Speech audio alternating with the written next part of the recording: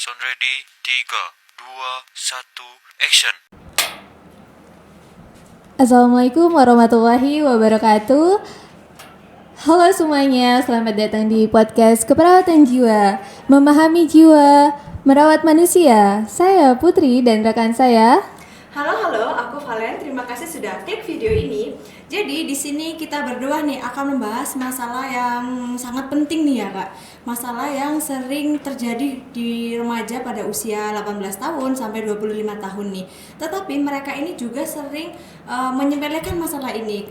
Kira-kira Kak Putri bisa tebak Kak masalah apa yang akan kita bahas? Menurut saya ya Kak, masalah yang kita bahas itu berkaitan dengan kecemasan, betul bukan sih Kak? Ya, benar sekali. Jadi kita akan membahas masalah kecemasan.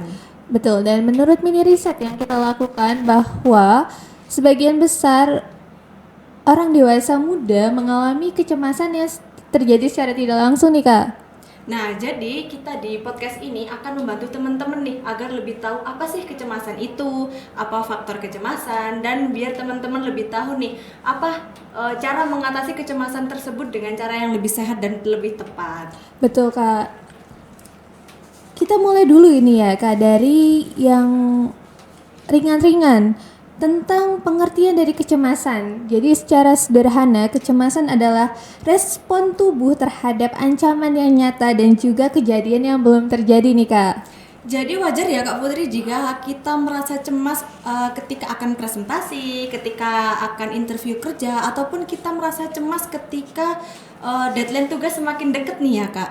Tetapi nih ya Kak, kecemasan ini menjadi masalah yang sangat penting nih jika kecemasan tersebut munculnya secara berlebihan ataupun yang munculnya tanpa alasan yang jelas nih, ataupun juga bisa yang kecemasan sampai mengganggu aktivitas sehari-hari kita nih ya Kak. Betul Kak, itu dinamakan kecemasan yang maladaptif ya Kak. Kecemasan yang bukannya membantu, tapi malah mengganggu aktivitas keseharian kita. Menurut Kakak nih Kak, dari kecemasan itu apa saja sih Kak faktor-faktor yang menyebabkan kita mengalami kecemasan itu Kak? Jadi kecemasan itu bisa disebabkan oleh beberapa faktor nih Kak ya. Dan faktor-faktor tersebut saling berhubungan nih atau saling berkesinambungan ya. Dari faktor tersebut ada faktor biologis, psikologis, dan juga ada dari faktor sosial. Dari yang Kakak sebutin ada faktor biologis nih Kak. Sepengetahuan saya atau yang telah saya baca, faktor biologis itu bisa dipengaruhi oleh genetik dan juga ketidakseimbangan hormon. Menurut Kakak, bagaimana tanggapan Kakak mengenai hal tersebut nih Kak? Ya benar sekali yang dikatakan Kak Putri, jika kecemasan itu bisa disebabkan oleh faktor biologis dari ketidakseimbangan hormon dan dari faktor genetik. Jadi gini, ketika seseorang memiliki hormon yang tidak seimbang atau hormon kortisol yang artinya lebih tinggi, maka seseorang tersebut lebih rentan nih terhadap kecemasan itu. Dan juga ditambah jika orang tersebut memiliki faktor dari genetiknya, jadi seseorang ini lebih rentan terhadap kecemasan yang berlebihan nih Kak ya. Tetapi selain dari faktor biologisnya tadi, ada juga dari faktor psikologisnya nih Kak. Jadi faktor psikologis itu seperti tekanan kerja, tekanan karir. Dari faktor psikologisnya nih ya Kak Putri, itu bisa seperti kita memiliki pengalaman yang buruk nih, seperti pernah dibully ataupun pernah body shaming ya, ataupun juga dari sikap yang terlalu perfeksionis ataupun yang sering overthinking nih Kak Putri. Jadi faktor psikologis dan biologis ini juga menjadi faktor terjadinya atau munculnya kecemasan itu. Bagus banget nih Kak. Selain dari faktor biologis dan juga psikologis, yang Kakak sebutin tadi ada faktor sosial nih Kak. Ya, ada faktor sosial. Faktor sosial itu bisa Kakak jelasin gak sih Kak? Lebih lanjutnya itu gimana Kak? Jadi faktor sosial ini itu bisa seperti ketika seseorang memiliki tekanan karir, tekanan kerja, ataupun tekanan ekonomi, ataupun juga dari tekanan hubungan sosial nih. Jadi ketika faktor-faktor tersebut menumpuk nih jadi satu, itu akan menimbulkan kecemasan yang lebih buruk nih, ataupun kecemasan yang lebih parah. Baik Kak, di era digital ini nih Kak, menurut Kakak apakah ada pengaruh dari media sosial terhadap kecemasan yang kita alami nih Kak?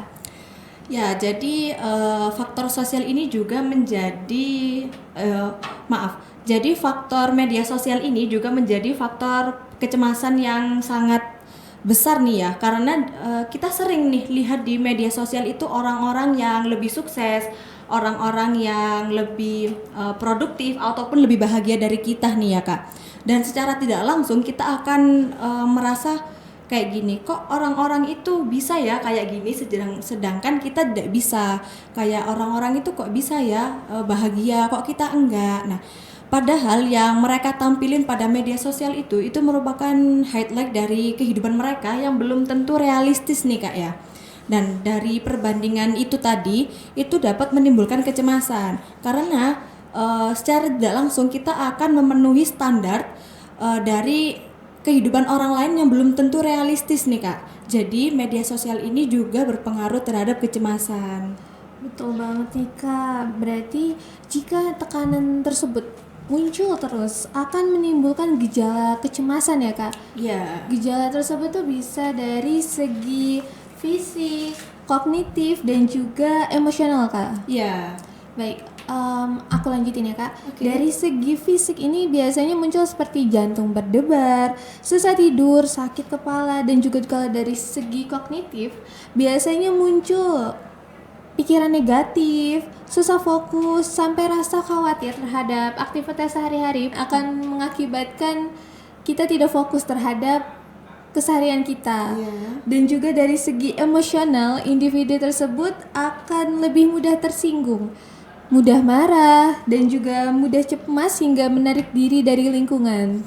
Nah, jadi benar sekali ya yang dikatakan Kak Putri ini, ditambah lagi dari data yang sudah kami dapat dari mini riset dengan 50 responden dengan rentang usia 18 sampai 25 tahun, itu didapatkan data 44% sakit kepala, memiliki tanda gejala sakit kepala, 44% tidak tidur nyenyak atau tidurnya kurang nyenyak, dan 36% sulit mengambil keputusan nih Kak Putri.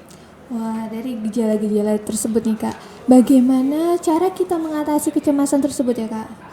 Nah, saya akan menjelaskan tentang dua cara nih ya. Ada cara teknik relaksasi nafas dalam. Jadi teknik itu kita menarik nafas secara perlahan melalui hidung, lalu ditahan sebentar selama 2 detik dan dihembuskan melalui mulut juga secara perlahan. Dan teknik ini bisa dilakukan secara berulang-ulang nih Kak. Dan teknik ini juga bisa dipadu-padankan dengan teknik mindfulness atau lebih entengnya nih ya.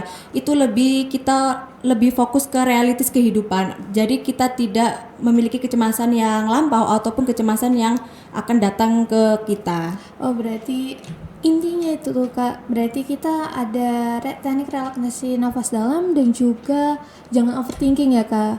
Wah, berarti bagus sekali teknik yang sudah Kakak jabarkan. Itu bisa kita lakukan di sela kegiatan kita sehari-hari ya Kak. Iya. Selain itu nih Kak, menurut saya berarti ada juga caranya untuk mengurangi kecemasan. Salah satunya yaitu kita bisa curhat ya Kak kepada keluarga ataupun juga kepada teman kita. Ya, tetapi dengan syarat orang-orang yang terpercaya ya, karena ketika kita salah memilih orang itu akan menambah kecemasan kita. Dan ingat ya teman-teman, jika kecemasan itu sudah mengganggu aktivitas kita harus meminta pertolongan kepada orang yang lebih tepat nih, seperti ke psikologis ataupun ke psikiater nih Kak Putri. Betul Kak, jadi jika teman-teman sudah mengalami kecemasan yang mengganggu aktivitas sehari-hari, teman-teman bisa berkonsultasi kepada ahlinya ya, jangan dipendam sendiri. Sekian pembahasan kita mengenai kecemasan. Dari Kak Valen, apakah ada kata-kata mutiara nih yang bisa disampaikan kepada pemirsa? Ingat ya, kalau kamu sedang merasa tidak baik-baik saja, bukan berarti kamu itu sendiri. Dan ingat, ketika kita meminta bantuan, bukan berarti kita lemah. Sekian dari kami, podcast Keperawatan Jiwa. Tetap peduli, tetap memahami, dan tetap memberi makna. Terima kasih.